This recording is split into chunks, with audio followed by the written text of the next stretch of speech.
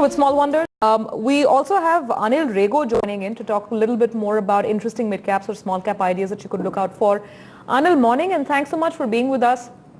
Want to first start with some of these stock names that Ashu and I have been taking. Imami Infra, and this entire lot from last week. Delta Corp, I mean, you have so many of them, Welspun Corp, Delta Corp. You can keep naming these stocks that were KS Oils, Ruchi Soya, that have been so volatile. In case you have any fundamental points to add on some of these scripts. See, what I believe at times like these, mid caps can underperform, and this is a typical time wherein markets are pretty volatile, trying to find their ground. Even if you see some of the stock tips that I gave, there were a couple of large cap names there. So I'm completely with Ashu on saying that yes, one needs to look at fundamentals as well. But when the environment is a little volatile, it's best to stay away from mid caps because they can fall quite a bit there.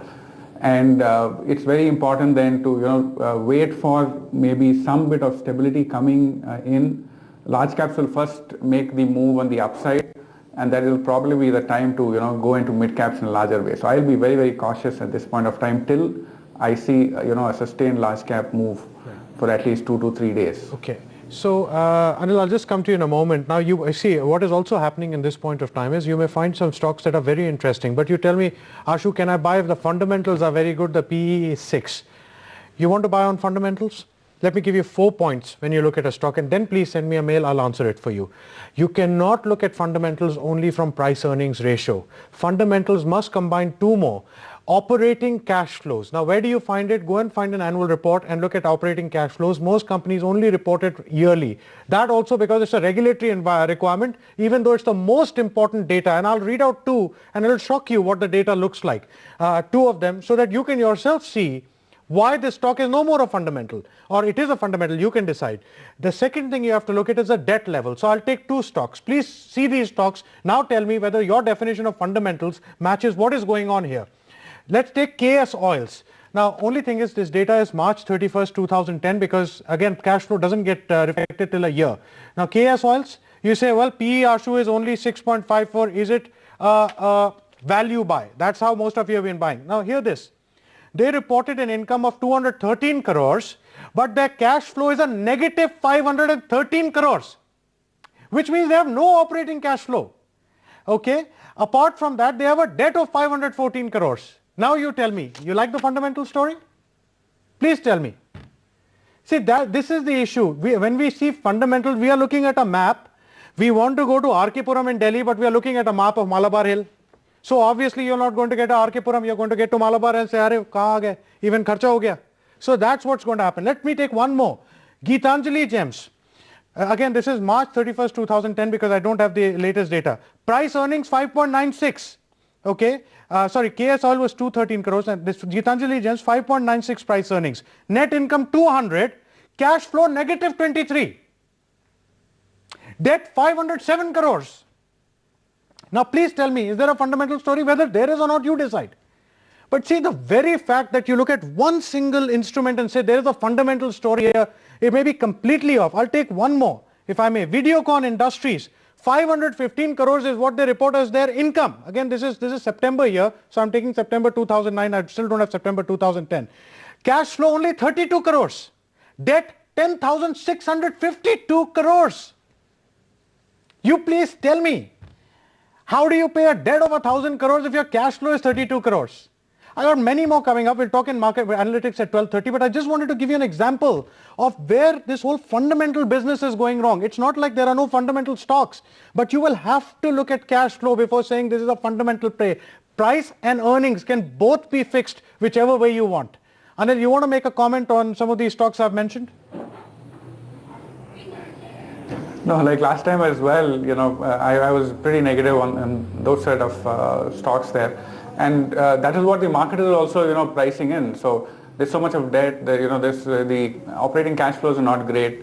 So market is seeing the risk there. So whenever you find, some bit of uncertainty, you'll find them really coming down. So one has to be very cautious about those stocks.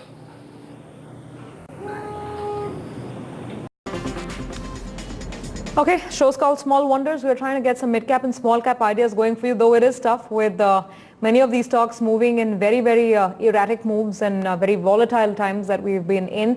Anil Rego is with us. Anil, I'll take some of your mid-cap ideas first before we get to IDFC. You've picked out two stocks for us, Dish TV and Aurobindo Pharma.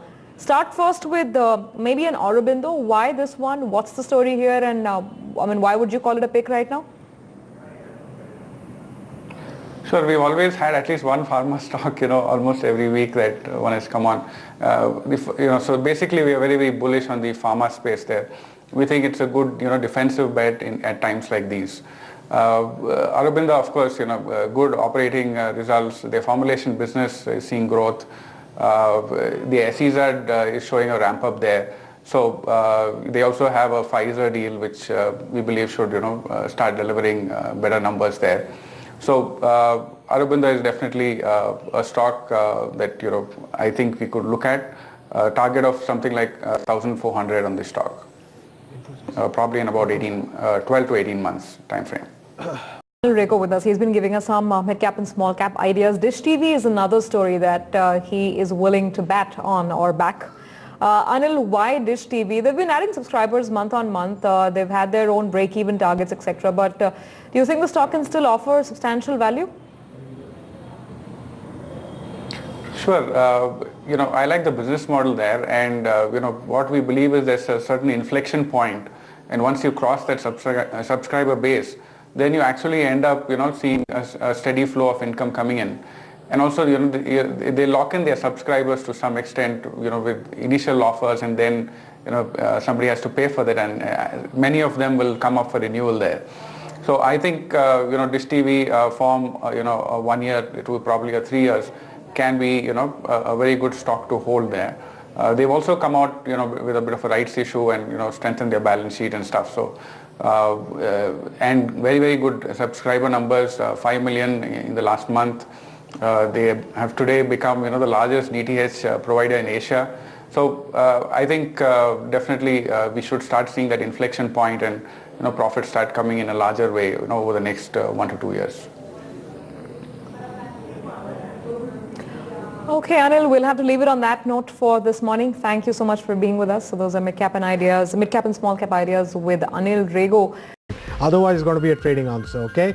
So, operating cash flow only, debt only, and price earnings if you want a fundamental answer. All right, we'll take that break. You stay with us.